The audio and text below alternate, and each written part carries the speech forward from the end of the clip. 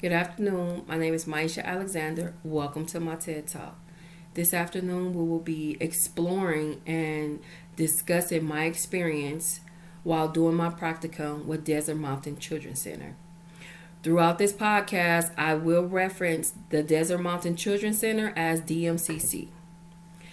So, thank you. So, currently, I am doing my internship at three different sites within DMCC. My first site is Silverado High School, where I am engaging high schoolers from the ages of 13 to 18.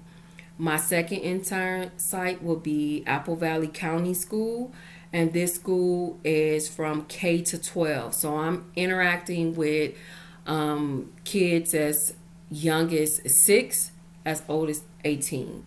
My third practicum site within DMCC is the CARE program, where I work with the littles ages from 3 to 6. Throughout each program, the modality that is most used is CBT and DBT. Why CBT? I ask. Because CBT allows you to engage and change one's thinking pattern to problem solve, and engage in coping skills. And a lot of times these kids are coming from backgrounds of trauma and don't know what a coping skill is, but don't know how to engage in this coping skill. And they're so high vigilant, where CBT allows a person to change those thinking patterns. And we also use DBT. Okay, DBT is more teaching a person how to live in the moment, understand what's going on in the right now, develop healthy ways to cope with stress, regulate emotions, and improve relationships. Because again, these are school age kids, and even though sometimes their behaviors are known to be inappropriate, sometimes they're age appropriate. So we can use this modality to understand and manage inappropriate behaviors as well as age appropriate behaviors. Okay, so some of the interventions that we use are there's a lot of play therapy that DMCC does with the kids. It's known to believe that it's really effective because when you are engaging a child in play therapy, they're less thinking about the trauma or the worries or the stress. So I know when I'm at Silverado, for example, because I have older kids, I do a lot of Uno and Jenga. And then I kind of like, depending on the kid in the situation, I'll start asking questions. I'll start just exploring different areas of need. And believe it or not, when a kid is comfortable and relaxed, they'll give you that information without you even asking. So I do a lot of play therapy at the high school. I know when I get to the county school, it's kind of different because the behaviors are different. They look totally different from just the high school kids. So with the county school, I have to do a lot of redirecting. We do a lot of play therapy. One thing that I know is effective too as well, we do a lot of check-in with feelings. So we have a lot of visual charts that we use to identify certain emotions. We also do sand therapy. Sand therapy is effective too because sometimes sand therapy, there's no verbal communication. It's just a lot of body cues, and it's a lot of understanding what the child is doing within the sand and what they're doing with the different pieces that they're presenting. So again, each site is different, and you just have to know the child because each child is different. Another intervention we do like to do is a lot of narrative talk therapy. Some kids are able to express their true feelings. A lot of kids really want to talk about the trauma. And I think that's most effective as well at the county school. Oh, excuse me. But I know that when I make the transition to the care program with the littles, from 3 to 6 year old, it's a lot of play therapy. We have some kids that's nonverbal, so we have to pick up on body cues. But I think what's most effective over there is just the play therapy, being able to identify what child likes what activity best, also understanding the preferred coping skills. So even when the kids are school age, or I believe that here at DMCC, the most important thing is understanding the child preferred coping skill. What does that child or what does that person really likes to engage in? Because you're going to use that as a tool in each one of the sessions, and you're going to present that so that these sessions are more effective. So again, at the care program, when you're interacting with the littles, it's play therapy all day long. It's play therapy and understanding how to read body cues. I think that my time here at DMCC, what I've really learned is that there's a lot to learn, and what you don't know, you just don't know. I think I came in being open, and I wanted to be a sponge and soak up everything.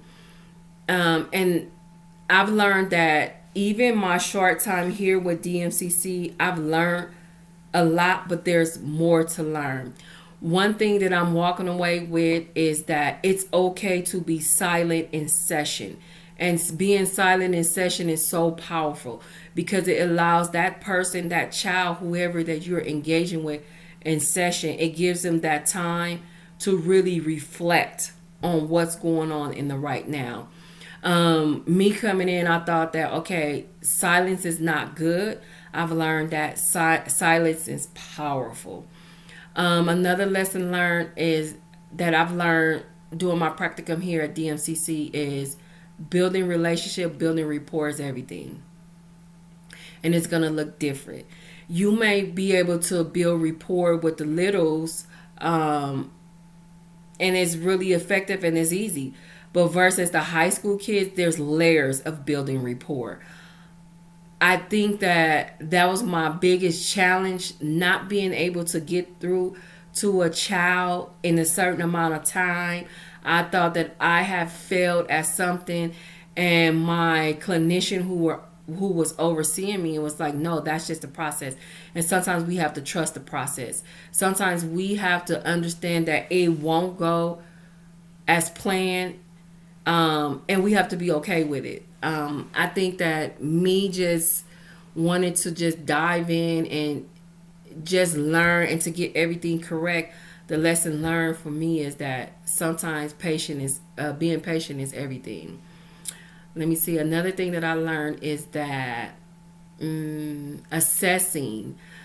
I did one assessment, and I think that validation is always important because we always have those parents who come in and just want to report, or they just want to vent and throw things on you. And that's okay, but understanding boundaries, just understanding why are we here, just bringing it back. Don't allow people to just drop things on you, but making sure that you stay on task. That was one of the most and biggest things that I've learned this semester is staying on task.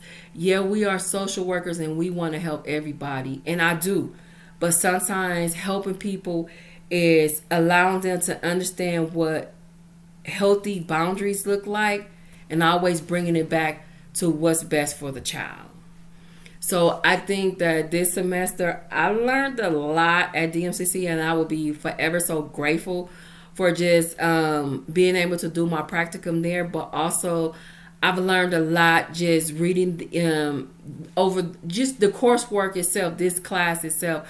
I think that Dr. Flores Kendra Carter, just reading the assigned readings. I really enjoyed your medical social work book. It enhanced my skills of diversity and understanding the importance of relationships. I think that's the most important aspect of our job as being social workers, being able to build those healthy relationships. One thing that we must understand, if we don't have the rapport, we're going to be stuck in park. And that's how I feel with a lot of high school kids, because I didn't have the report, because I didn't have enough time to build that report, because we only had technically, 3.5 to 4 months. And I thought that within that time I could build that report. But me just being kind to myself and understanding that it may take more time to build rapport to build the rapport with that to build the rapport with other people versus some people. So I think that me just slowing down, reflecting, and saying that it's okay if I didn't build that rapport because I needed more time. So I'm just like trying to soak up everything, be good to myself, and know that as long as I am doing my best and learning as I'm growing, I will be okay. So, again, my overall experience is great. And just understanding your population, my takeaways would be just understanding your population, making sure that the modality fits the person.